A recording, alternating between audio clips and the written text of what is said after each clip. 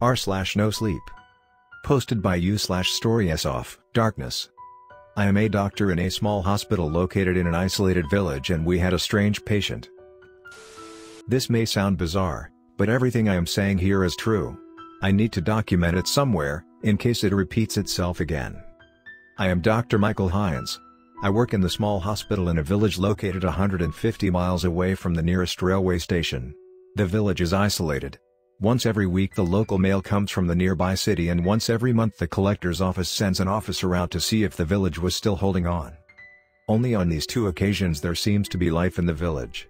People gather around the postmaster for letters and magazines, or around the collector's officer to sound their grievances. Except these two occasions, any outsider will mistake the village as dead. This village has a post office, a police station, a school and a hospital. The hospital is where I work. Now the hospital building is a two-story structure. We hardly use the upper floors since we do not get enough patients to lodge them upstairs. We do not have any ambulances, although we have all necessary medical equipments. As one of the important offices of the village, our hospital is connected with internet, which is a luxury in these parts. The staff at the hospital consists of me, Dr. Regnetta, Dr. Brayton, Dr. Rosales, surgeon, hospital supervisor Dr. Heaton, and a small team of nurses, janitors and other staff members. Altogether 12 people.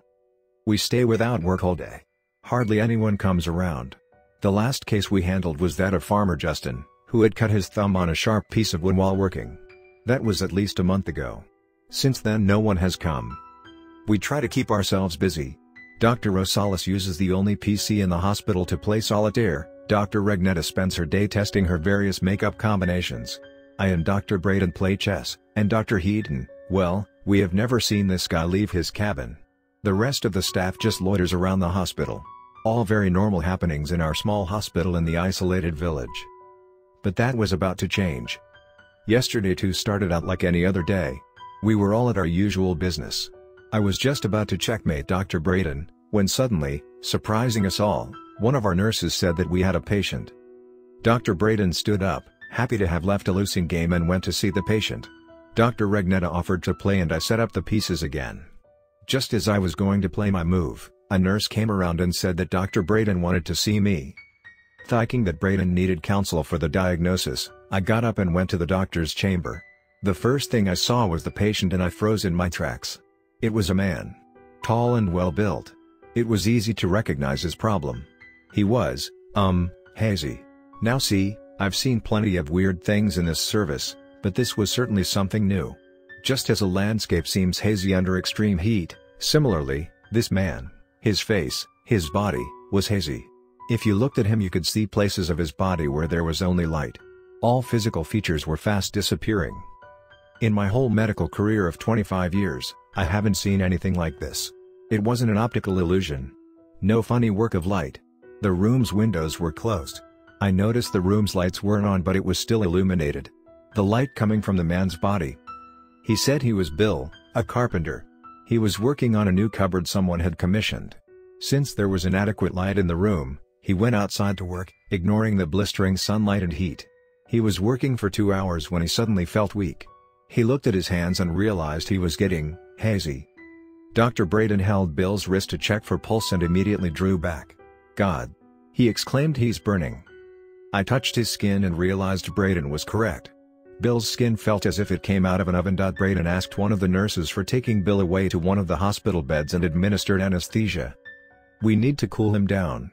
I think injecting antibodies in the blood will have a quick action. Can you administer it?" Dr. Brayton asked. I agreed. We then brought in some cool towels and used it to wipe his body. It was a strange scene. The cool dripping towels became absolute dry as soon as they touched his body. We let him rest and walked to the attached pharmacy for the injection dose. We were just about to finish our work when we heard a scream. We ran towards the sound and found Dr. Rosales. He was sitting on the ground pointing at something with his finger. We followed his shaking finger and saw the horrific scene. Bill the carpenter was now unrecognizable. All his physical and bodily features were gone. It was now a body of bright yellowish light. Only his shape informing the fact that it was a human once. He had no face. Bill looked like a two-dimensional cartoon character from some children's TV show. I asked Brayton for the injection and went to Bill, shading my eyes from the light. I positioned the instrument and pushed it in his arm. To my surprise, the needle went straight through the light and struck the bedsheet. There was no physical body. When I pulled back the needle, I found it melt. The heat emanating from what had been Bill's body was tremendous. His bed smelt of something on fire. There was a glass of water kept by his bedside, which now shuddered under intense heat. I heard a thumping sound behind and turned to see Dr. Rosales lying on the ground. He blacked out due to heat. We tried to call out to Bill. No answer.